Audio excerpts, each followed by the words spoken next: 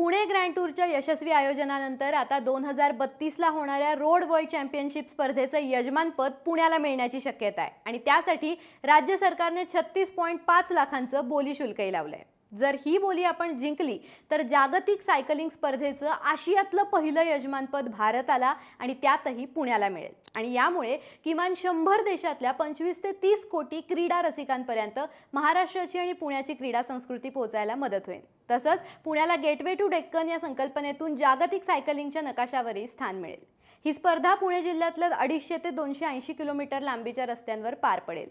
यामध्ये जगभरातून 1000 खेळाडू सहभागी होतील आणि 8 दिवस ही स्पर्धा चालेल आणि याच्या आयोजनाची जबाबदारी सायकलिंग फेडरेशन ऑफ इंडिया आणि पुणे ग्रँड टूर आयोजन समितीला मिळेल। तसंच याच्या नियोजनासाठी मुख्यमंत्र्यांच्या अध्यक्षतेखाली एक समितीही स्थापन करण्यात येईल। 22 सप्टेंबरला महाराष्ट्र सरकारच्या प्रतिनिधींमार्फत आंतरराष्ट्रीय सायकलिंग महासंघासमोर सादरीकरण केले जाणार आहे। यानंतर 23 सप्टेंबरला सायकलिंग महासंघ त्यांचा अंतिम निर्णय देईल।